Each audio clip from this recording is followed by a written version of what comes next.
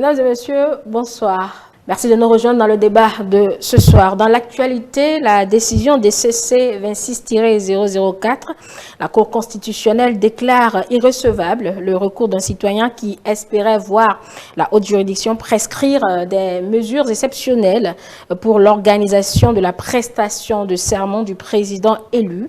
Le requérant redoute une impasse au 24 mai prochain car le Sénat n'est toujours pas installé. Pour lui, l'absence de dispositions transitoires crée un conflit majeur entre la norme et la réalité institutionnelle.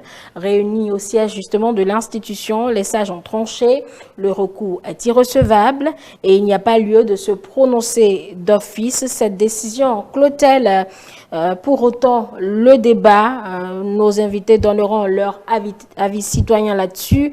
Et en second temps, nous nous intéresserons à la gouvernance locale, précisément à Cotonou.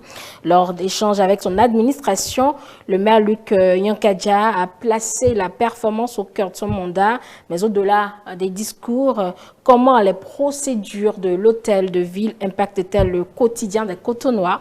Entre nécessité de performance et urgence sociale, nous analyserons si la machine administrative devient enfin le levier de développement promis ou si elle demeure labyrinthe pour l'usager. Les analystes de ce soir, je vous les présente. Je suis avec M.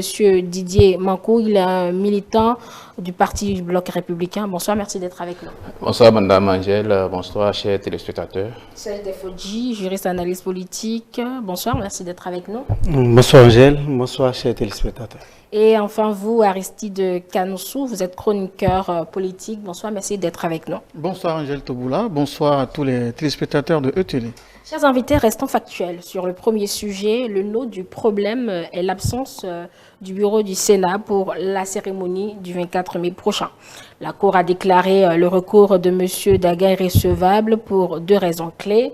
Le défaut de qualité, le citoyen peut attaquer une loi ou un acte, même pour solliciter le pouvoir régulateur de la Cour en cas de dysfonctionnement institutionnel. Eh bien, il faut être membre d'une institution. Et enfin, l'absence d'autosaisine, la Cour estime qu'il n'y a pas ici de violation des droits fondamentaux justifiant qu'elle se saisisse d'office. Alors voici la première question qui vous sera posée à vous, Monsieur Defodji, puisque vous êtes aussi juriste.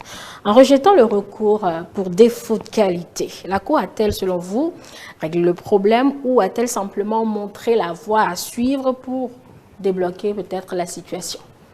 Je pense que la Cour a montré la voie qui va nous conduire sans doute vers la solution parce que là, il y a eu vice de procédure, il faudra que le tir soit corrigé et que notamment un membre d'une institution puisse se saisir officiellement la Cour afin qu'elle puisse se prononcer là-dessus et pour mettre définitivement fin au débat. Un débat pour lequel j'étais un peu réticent depuis un moment parce que je ne trouve pas ça vraiment opportun, sauf une pertinence juridique de ma part. Je m'aligne complètement sur, par exemple, l'avis de l'ancien président de la Cour constitutionnelle. Je veux parler du professeur Olo. Et nous sommes dans un cas où il n'y a pas vraiment polémique à faire sur la question, mais nous sommes dans un champ politique. Et même la chose juridique, vous comprenez que l'interprétation ou la compréhension peut différer d'une personne à une autre. Et en l'espèce, on va espérer que la Cour puisse se prononcer là-dessus grâce au recours à l'interpellation de quelqu'un qualité pour qu'on puisse ranger définitivement ce débat. Sinon, pour moi, je pense qu'il n'y a pas péril à la demeure et que aucune impasse ne sera constatée le 24 mai prochain, même si on n'installait pas le Sénat. Alors pour vous, malgré cette décision, le débat reste entier sur cette question, Monsieur Defodji? Oui, disons, parce que chacun reste toujours encore sur sa position. Donc moi, par exemple, je m'aligne sur la position du professeur Olo et j'estime que le requérant aussi reste dans sa position parce que la Cour ne s'est pas prononcée là-dessus. La Cour n'a ni rejeté ni accepté, n'a pas donné un avis concret là-dessus. Donc le débat n'est pas tranché. Personne jusque-là n'a raison. On va attendre la décision de la Cour. Et ces décisions sont sans recours. Et en tant que telle, cette jurisprudence sera respectée. Et il n'y aura plus de débat sur la question une fois pour toutes. Monsieur Kanoussou, la Cour examine le recours sans toutefois aller au fond du sujet. Un débat qui reste entier à votre lecture? Effectivement, puisque la Cour a examiné la recevabilité de la requête et non examiné le fond. Et le problème, au fond, reste totalement entier. Le débat juridique, d'ailleurs, reste totalement vif. Ça n'enlève pas la polémique, mais ça réduit l'élan du débat, puisque les décisions de la Cour sont sans recours, dit-on, mais le commentaire reste libre. Alors, je pense que pour les intrus du débat juridique comme moi, il faut quand même interroger la pertinence de ce qui est dit. Il y a une forme qui a été édité dans la loi fondamentale pour pouvoir prêter serment. Alors, si on s'est donné des lois, il faudra que dans la forme, on puisse respecter les procédures de ces lois-là. C'est le premier palier de l'analyse que je m'aventure à faire. Parce que la forme ici exige qu'un certain nombre d'institutions, notamment le Sénat, puissent être là au moment de la prestation des serments. Alors, de notre côté, je pourrais tenter de dire que le Sénat, certes, est légalement une institution qui doit être installée, présente lors de l'investiture, mais le Sénat n'a pas le droit de veto pour bloquer la continuité de l'État. Son rôle n'est pas d'empêcher l'État d'aller de l'avant. D'ailleurs, il est dit qu'il est là justement pour la stabilité de l'État et la continuité de l'État. Donc, de ce fait-là, on pourrait dire, sans se tromper, que la Cour a raison de pouvoir quand même trancher sous la forme, parce que oui, la qualité du requérant, l'intérêt de la requête et pourquoi pas la procédure ont concouru au fait que la Cour ne se tarde même pas à juger dans le fond du sujet. Mais en même temps, on peut se dire, d'une part, le requérant, sa requête est pertinente, seulement qu'il faut déposer ça sur la balance de l'intérêt général, vu que nous sommes pris par le temps, nous sommes à quelques jours de la date butoir, la date du 24. Est-ce qu'il est possible que dans la forme, on puisse très rapidement installer le Sénat, faire élire le président du Sénat, etc., et pouvoir être au rendez-vous de la date du 24. Les sachants en la matière pourront nous dire ce qu'il en est. Est-ce que la Cour pourra être à nouveau saisie par les institutions habilitées pour qu'elles puissent étudier le fond du sujet? Nous aurons le temps de le savoir, mais je me dis que le temps est tellement serré qu'on n'a probablement pas le délai requis pour s'aventurer sur ce terrain. Et il est fort probable qu'on s'attelle à la ligne que vient de nous tracer la Cour. Et Monsieur Makou, pour un sujet que d'aucuns estiment important, urgent, la Cour situe à travers cette décision sur qui doit ou devrait la saisir sur des questions de cet ordre-là. Pensez-vous qu'en montrant, peut-être, comme le disait M. Defodji, la voie à suivre, que les institutions, en tout cas les organes habilités, pourraient actionner ce levier de la régulation ou si ces organes se taisent, c'est parce qu'il n'y a pas péril à la demeure? Tout est possible en la matière parce que certainement qu'après le verdict de la Cour, chacun de sa position a bien écouté, a bien suivi. Comme l'a dit mes prédécesseurs, la Cour n'a pas tranché dans le fond, mais sur la forme. Ceci dit, permettez-moi, de mon point de vue de profane, puisque je ne suis pas juriste, j'ai beaucoup d'amis juristes, mais c'est souvent sur ces questions-là que je me dis, bon, voilà, avec les juristes, on entend de tout, et puis chacun a sa religion. La matière est du droit public, donc ça laisse lieu à toutes les interprétations pour nous possibles. Autres citoyens lambda, si vous pouvez peut-être promener vos caméras et vos micros, au niveau des populations, nous ne sommes pas dans ce débat. Et pour nous, il n'y a pas de débat. Il n'y a pas de débat parce que, En réalité, nous sommes allés à une élection, l'élection s'est bien passée, on a élu un président qui est là et qui va prêter serment le 24. Nous, peuple béninois, nous sommes focus sur cela. Le débat qui se fait, je crois que c'est un débat des érudits de la chose juridique, mais nous autres, ce qui nous intéresse, c'est que le 24, il y ait le serment de notre nouveau président. C'est aussi pour dire que quand on regarde, j'ai essayé de lire l'article en question qui fait mention de l'appréciation de ce serment et dans quel cadre, voilà. Ce que moi j'ai constaté, c'est d'abord le président de la Cour constitutionnelle qui reçoit le serment du nouveau président. Ce n'est pas le président du Sénat. Ça, c'est un point capital qu'il faut noter. Et le président de la Cour constitutionnelle reçoit le serment du nouveau président élu en présence des membres du bureau de l'Assemblée, en présence des membres du bureau du Sénat. Mais il n'est pas dit que exclusivement si ceux-là ne sont pas là, qu'il n'y a pas de cérémonie. Il n'est pas dit, l'article ne le dit pas ainsi. Ça veut dire que moi je trouve que c'est une disposition protocolaire en fait. Protocolaire dans le sens républicain pour donner de la connotation à la chose, mais ce n'est pas juste une disposition, à ma connaissance, je l'ai dit au début que je ne suis pas juriste. Les juristes se font le plaisir ou se feront le plaisir de vous montrer que... Pour moi, c'est parce que notre pays regorge d'intellectuels, nous avons des érudits, nous avons des gens dont, honnêtement, moi je suis fier, qui poussent la réflexion, et c'est tout à fait à notre honneur, c'est une fierté pour nous. C'est pourquoi il y a toujours de ces débats-là. Sinon, pour moi, il n'y a pas de débat. Mais comme nous sommes tous des intellectuels dans le pays, et puis voilà, chacun a son point de vue à dire. C'est pourquoi, sinon, la réalité, le concret, c'est que nous avons élu un président. Et le président, il va prêter serment le 24 mai. C'est cela qui devrait être le point le plus important pour nous. On ne va pas quand même s'attarder sur des discussions protocolaires. Bon, je comprends, hein, c'est aussi de la politique. Si c'est prévu, c'est que c'est pour pouvoir... C'est aussi la politique.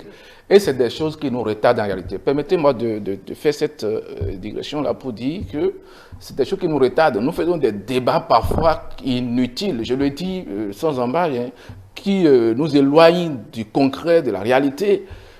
Nous devons ensemble nous préparer pour que la fête soit belle le 24 mai prochain. Évidemment, vous le dites selon votre angle de lecture. Tout a commencé par cette interpellation d'un juriste sur la question. D'autres juristes ont réagi et puis finalement l'affaire est allée devant la Cour constitutionnelle qui vient de dire que ce n'est pas celui qui doit la saisir qui l'a fait. Monsieur Kanoussou, pensez-vous que justement ceux qui doivent saisir la Cour pourrait le faire, ou bien le silence de ces institutions témoigne réellement que voilà, il n'y a pas matière à s'en faire? Je crois, Angèle Toboula, que ceux qui ont la possibilité, selon les règles, de saisir la Cour pourraient être tentés, mais pourront aussi à un moment donné prendre du recul. Pourraient être tentés parce qu'il ne faut pas négliger que c'est la plus haute fonction de l'État, c'est de ça qu'il s'agit. Et quand il s'agit de la plus haute fonction de l'État, je m'en vais vous faire une petite anecdote.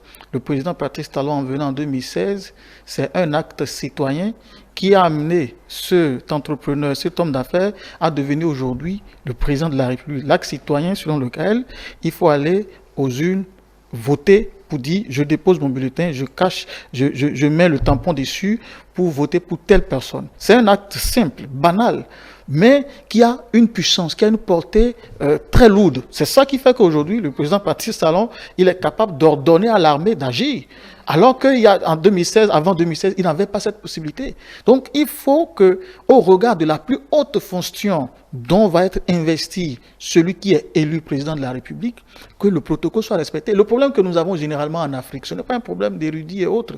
Le problème, c'est que les lois, les prescriptions légales qu'on s'est données nous-mêmes, on a des difficultés à les appliquer. Écoutez, quand on a dit qu'il faut tel nombre d'institutions devant à la cérémonie pour la prestation des serments, réglementairement, on devrait pouvoir respecter, puisqu'il s'agit là de la plus haute fonction de l'État. Mais là où le requérant pourrait être beaucoup plus souple et qui va amener peut-être ceux qui sont habilités à saisir la Cour à le faire prochainement, c'est que nous sommes en train de faire un tout premier pas. L'institution vient d'être inséré dans la loi fondamentale en 2025, fin 2025, et que pour le premier pas, on peut concéder qu'on n'a pas le temps nécessaire pour pouvoir faire tout ce protocole-là. Donc, on a été pris, bon, je ne dirais pas au dépourvu, mais par les réalités de la chose. Donc, à partir de ce moment, on pourrait dire que le requérant pourrait voir sa position. Ceux qui sont habilités à saisir la Cour pourront le faire, mais j'imagine que la Cour restera sur sa position, celle de faire comprendre que, oui, tel que mon co-débatteur l'a dit, il n'est écrit nulle part que l'absence d'une institution ou autre à l'investiture empêche la cérémonie de se dérouler.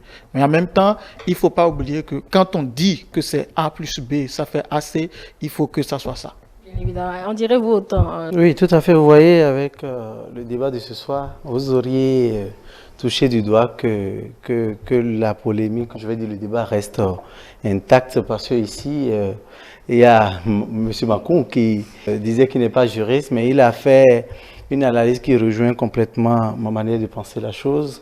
Mais par contre, notre aîné lui trouve qu'il faille respecter. Pour moi, je crois que ce qui est fondamental, c'est qu'on peut se poser des questions, surtout lorsqu'il s'agit de la Cour constitutionnelle. On voit que nous n'avons pas un président de Cour constitutionnelle jusqu'à présent. Il y a l'absence de la Cour constitutionnelle qui a qualité de recevoir le mandat du président élu. Enfin, le serment. Et donc, la loi l'a dit clairement, celui qui reçoit, c'est le président de la Cour constitutionnelle. Et en présence des autres membres. Donc, les autres membres n'ont pas un rôle régalien à jouer en l'espèce. Donc, par conséquent, on peut d'une manière ou d'une autre comprendre que ça ne puisse pas entacher, que ça ne puisse pas nous mettre dans certaines impasses. Et je l'avais dit dans mon propos liminaire que lorsqu'il y a la polémique, il sera bien séant qu'une personne ait qualité puisse saisir la Cour pour sonner le glas du débat, bon, de la veine polémique à laquelle nous assistons. Et moi, ça m'amuse beaucoup, comme voyez-vous, tout le français qui se parle sur la question, alors qu'en réalité, moi je dis que l'acte le plus important qui a été posé par les citoyens béninois, c'est d'aller au vote et désigner clairement le président de la République. Donc à ce jour, nous connaissons celui qui a été élu.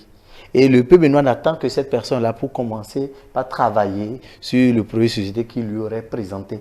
Pas sur qui va recevoir ou en présent de qui et ce qui va empêcher peut-être le président de vaquer ou bien de travailler pour son peuple. Je crois qu'on pourrait se passer de ces débats-là et évoluer. S'il n'y a pas une autre suite, on se donne rendez-vous le 24 mai pour voir ce qu'il adviendra de cela. En effet. Monsieur Kanoussou.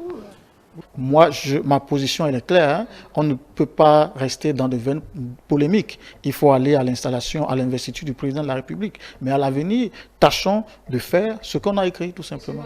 Rendez-vous le 24 mai pour voir ce qui va se passer. Absolument. Si le serment sera reçu ou pas, ou validé ou pas. C'est dit, tout le monde le sait dans le pays, tout le monde le sait, que ce soit intellectuel. Nous savons tous que c'est un débat. Voilà, notre pays est connu pour ça, nous avons cette genre de débat, et voilà, et ça va continuer, hein, il y aura tout ce débat-là. Seulement que moi, je souhaiterais que nous comprenions que nous devons toujours, au-delà de ce que nous sommes par rapport au débat, sur ces questions-là, revenir à l'essentiel. Et l'essentiel ici, c'est que l'État doit continuer. On verra bien l'évolution de ce dossier, mais pour l'heure, le verdict est rendu par la Cour constitutionnelle qui a déclaré le recours irrecevable et a décidé de ne pas se prononcer d'office sur la question puisqu'elle ne répond pas à certains critères attendus. Nous allons nous intéresser à présent à la gouvernance locale, comme je le disais dans mon introduction précédente à Cotonou, le maire de Cotonou qui lie l'efficacité de son administration au service rendu aux citoyens. Vous avez certainement vu cette capsule circuler. C'était lors d'une rencontre entre le maire et son administration. Monsieur Makou, selon votre lecture, quel est aujourd'hui le point de rupture majeur entre l'usager de Cotonou et sa mairie? Est-ce un manque de transparence ou la lenteur des procédures pour des besoins basiques comme la réparation de caniveaux, délivrance de pièces, etc.? C'est une question pertinente parce que nous parlons d'une ville phare de notre pays, notre capitale économique, une ville qui est aujourd'hui enviée. Et quand c'est ainsi, il faut que l'administration territoriale qui est à la charge de cette ville puisse suivre le pas de la modernisation de la ville elle-même. Je ne vais pas vraiment cacher mes impressions par rapport à l'administration, parlant de la mairie de Cotonou. Je crois qu'il reste beaucoup à faire. Et ça, je suis heureux d'entendre le maire Yakaya le signifier devant le personnel que la performance, il en reste et qu'il va falloir faire encore beaucoup d'efforts. Et ce que je note aussi, c'est avec à sa tête le maire Yakaya, je crois qu'il y a des réformes qui certainement sont sur le point d'être engagées parce que le maire a donné le ton. Quand vous l'écoutez devant l'administration, ce que j'ai pu, disons, retenir réellement de son discours, bien de l'élément dont vous parlez, dont on a tous vu passer, c'est qu'il veut que l'administration, bien disons la mairie de Cotonou, soit proactive sur des questions urgentes des Cotonnois. Et aussi se mettre à jour sur beaucoup de points. C'est vrai que je n'ai pas les points en tête, je n'étais pas à cette séance, mais ce que je comprends, c'est que le maire, il veut amener cette administration à un autre palier, comme on le dit, à un autre niveau de performance, à un autre degré de résultats qui pourrait vraiment impacter positivement le maire, lui, a des ambitions. Il veut voir cette administration dynamique sur les questions. Et c'est là, moi, je demandais le point de rupture où vous, s'il y a rupture, évidemment, où vous situez ce point de rupture, s'il y a rupture, évidemment, où vous situez ce point de rupture. Est-ce que c'est sur les procédures pour répondre aux urgences de la ville ou bien sûr des questions administratives? Je crois que ça englobe tout ceci, que ce soit pour les actes administratifs et autres, il faut que la mairie se mette au pas et aussi arrive à prendre exemple sur l'administration centrale. Vous savez à quel niveau on était en termes de documents administratifs quand le président Patrice Talon venait au pouvoir en 2016. Pour prendre, disons juste, légaliser votre acte de naissance, vous allez faire tout un rang, et puis vous allez peut-être vous déplacer au casier judiciaire, vous allez quitter peut-être par coup pour là où vous êtes né, peut-être à Toviclin, je ne sais pas. Mais aujourd'hui, de votre salon, nous saluons tout ceci. Si, au niveau de la mairie de Cotonou, il y a de ces petits points de retard qui s'observent, c'est normal que le maire ait voulu vraiment qu'il y ait quelque chose que quelque chose se fasse réellement dans ce sens. Aussi, par rapport aux choses beaucoup plus pratiques, quand on parle par exemple des caniveaux et autres, il va falloir que la mairie mette les bouchées doubles pour qu'on constate réellement son efficacité, on constate réellement ce qui se fait réellement. Ce n'est pas que ceux qui sont restés, là, ceux qui sont l'administration qui est, ou bien disons, le maire qui est parti, que lui soit là, n'a pas fait, il a beaucoup fait. Mais ce que nous souhaitons toujours dans la vie, c'est qu'il faut qu'on aille toujours de performance en performance et qu'on suive vraiment le pas de la modernité. Monsieur Defodji, l'efficacité de l'administration, pourquoi pas, mais vous êtes Cotonnois, quel est le besoin aujourd'hui? Il faut d'abord faire savoir que l'administration est la force motrice de tout développement. Et donc, quand vous voyez la dynamique actuelle, la dynamique qu'a insufflé le président Patrice Talon depuis son arrivée, il faille qu'on ait une administration locale qui accompagne cette dynamique-là à travers la rigueur dans la gestion, à travers, je vais dire, cette volonté pour chaque membre de l'administration, pour chaque travailleur de l'administration, de donner le meilleur de lui-même pour que les choses puissent aller beaucoup plus rapidement. On n'est pas sans savoir que dans nos administrations, les gens continuent pas à aller au boulot pour rester sur leur téléphone durant tout le temps, ou on va quand on veut, lorsqu'il n'y a pas une certaine rigueur dans le travail. Et ça a un impact direct, un impact négatif sur l'élan de développement qu'on devrait constater, sur le service que ces dirigeants la mettent au service de leurs administrés. Et puis voilà, donc du coup, si un maire de la trempe de M.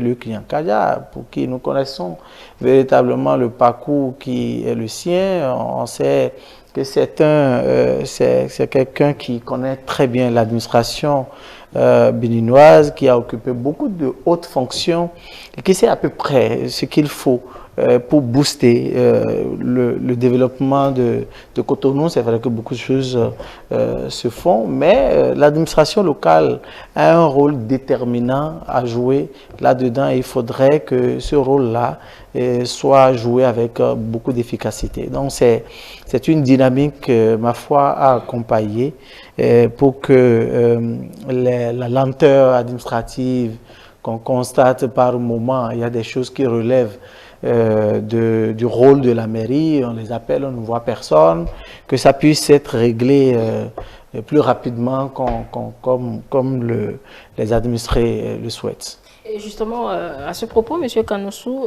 comment l'administration peut-elle répondre aux urgences, par exemple, de voirie et d'assainissement, quand ses propres procédures internes sont perçues comme un frein par les citoyens et bien d'autres? Serait-ce là qu'il faudrait réellement travailler pour que l'impact sur le développement ou la réponse à donner aux besoins des citoyens soit réellement perceptible et visible?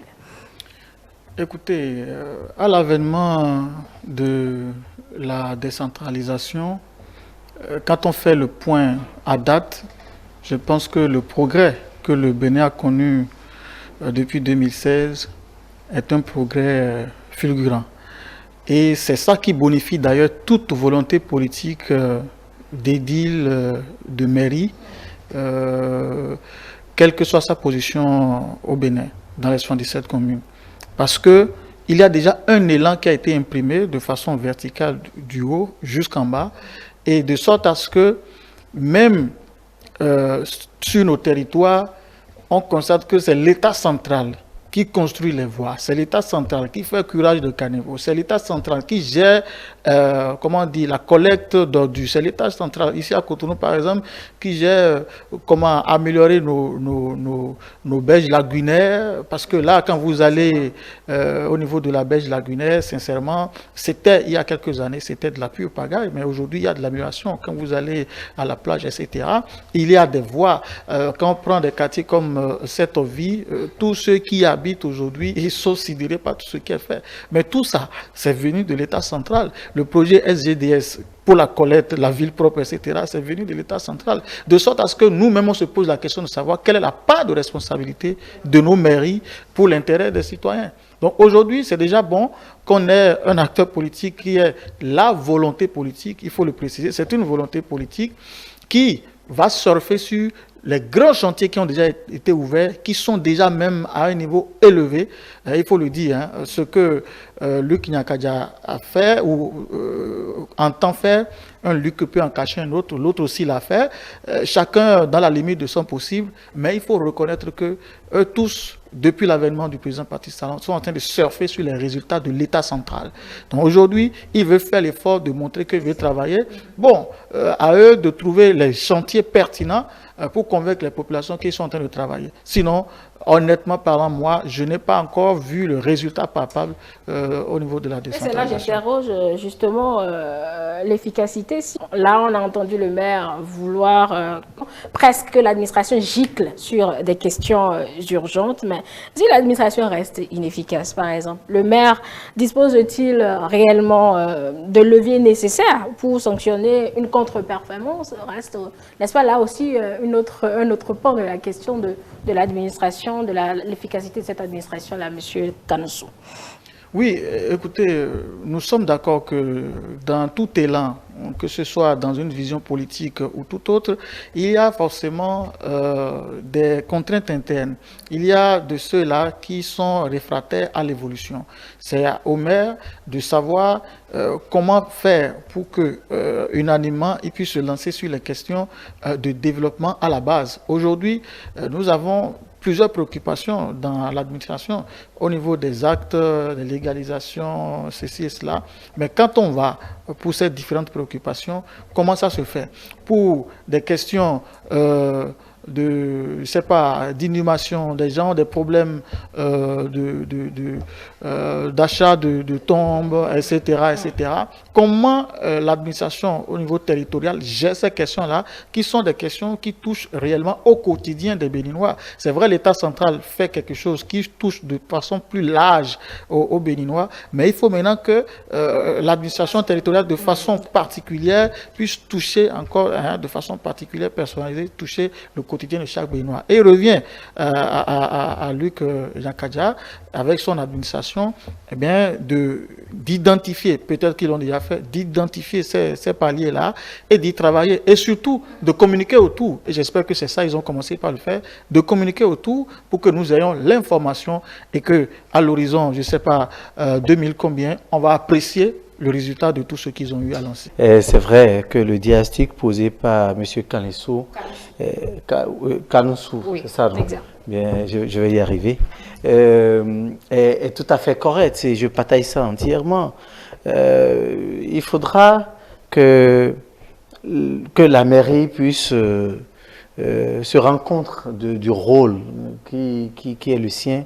Elle doit pouvoir comprendre réellement ce que les administrés attendent véritablement d'elle et commencer par se jouer ce rôle-là. Parce qu'à un moment donné, ce serait comme si ils sont là, ils sont des autorités de nom et qui accompagnent ce que fait l'État central, et ça ne fait pas bien. Je voudrais même revenir à ce que vous disiez.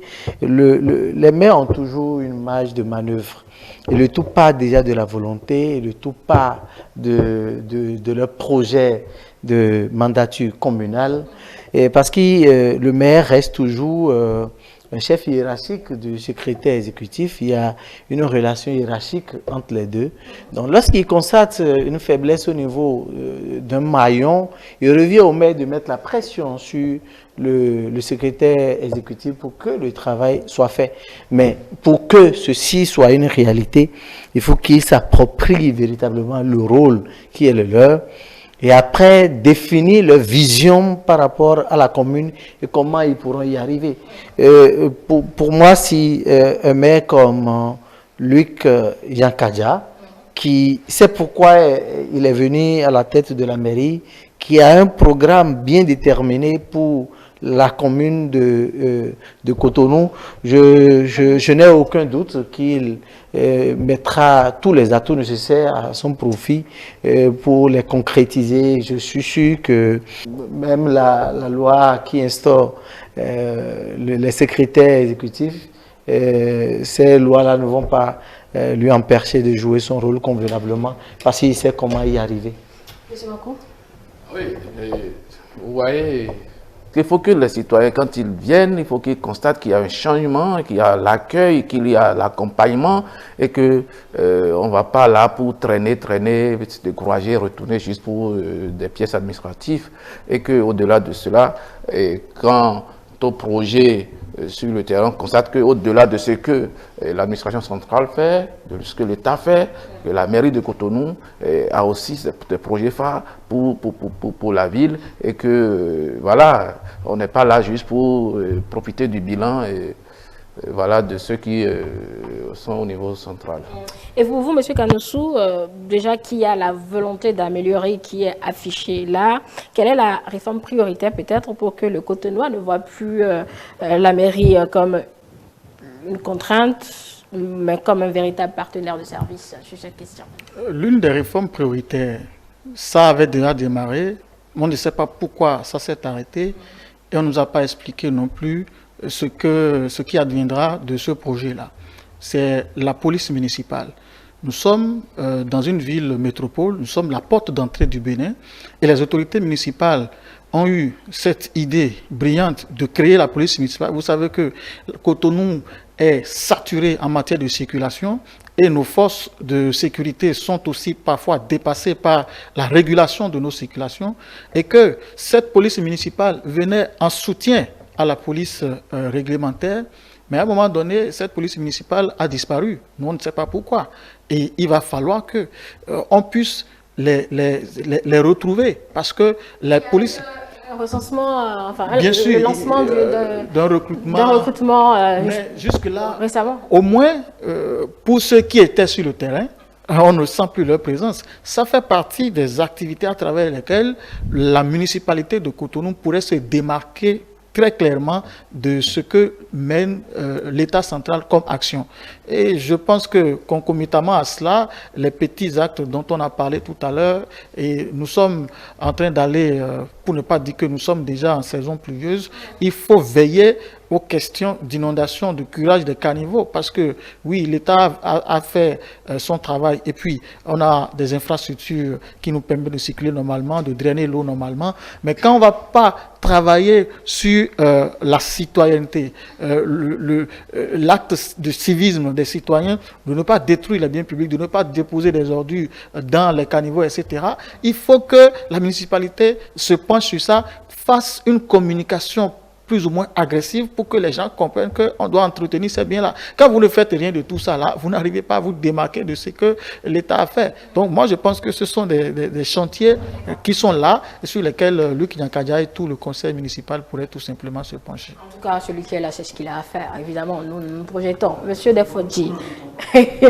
Monsieur Defodji, les chantiers pour que le Cotonou sente que quelque chose vraiment change davantage sur cette mandature.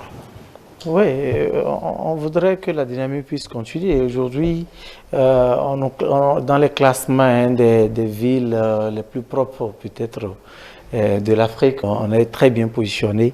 Et je pense que la mairie doit accompagner aussi cette dynamique-là pour qu'on puisse continuer par... Et puis, il y a d'autres aspects sur lesquels la mairie peut... Vous savez, Cotonou, c'est le Bénin en miniature. Cotonou, c'est la vitrine du Bénin et ça regorge tellement autant des hommes qui travaillent, mais autant de jeunes chômeurs, autant l'éducation continue pas à être un réel défi. Il y a des écoles, la pluie a commencé, il y a des écoles qui baignent complètement dans l'eau. C'est des réalités encore de certains endroits de Cotonou. La mairie ne devait pas attendre forcément l'État central pour régler, pour aller chercher, accompagner. On a entendu parfois même que les motopompes sont en panne. Oui. On n'arrive pas. C'est la situation en tout cas vécue, parfois même en plein examen. Nous nous approchons justement de la période des examens de fin d'année. C'est surtout même le jour des examens qu'on voit qu'il y a même des centres qui sont pratiquement impraticables. Et c'est des cas que nous vivons. Je pense que la mairie pourrait anticiper. Si c'est des choses à faire, il y en a tellement.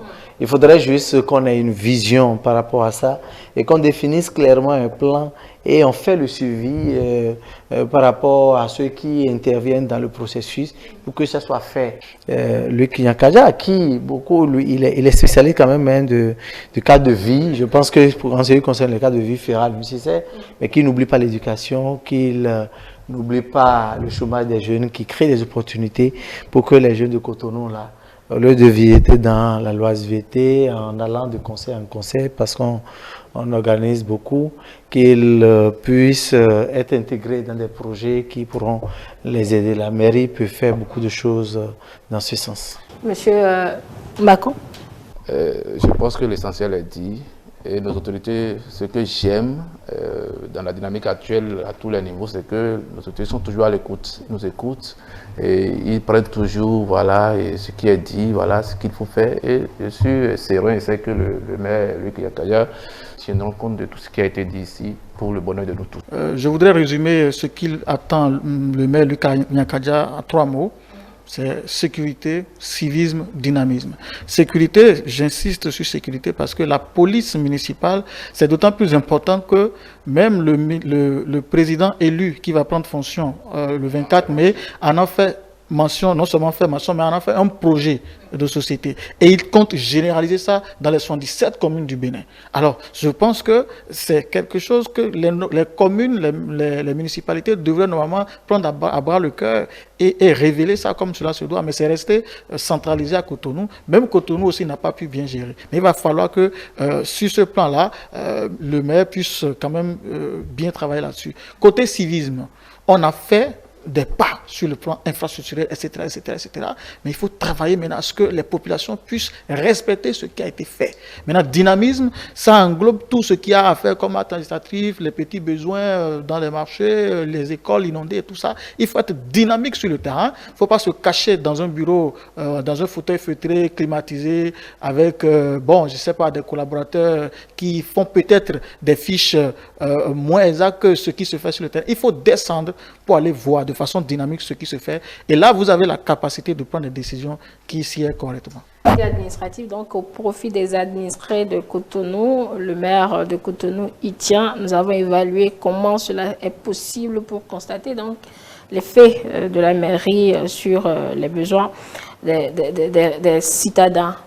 Évidemment, vous avez écouté nos analyses là-dessus. Le premier sujet était relatif à cette décision de la Cour constitutionnelle. Eh bien, l'institution n'a pas vidé le débat, selon vous, mais on attend de voir l'évolution à donner. Mais vous avez été catégorique, présence du bureau ou pas, cela n'empêche pas que la prestation de Semba ait lieu. Mesdames et messieurs, ainsi prend fin donc le débat de ce soir que nous vous remercions d'avoir suivi. Vous pouvez le suivre sur nos plateformes numériques, sur notre chaîne YouTube Télébénin et sur notre application Télébénin pour que vous pouvez télécharger. Continuez également à nous suivre sur le www.etelebena.com. Etélé avec vous, pour vous. Le programme se poursuit.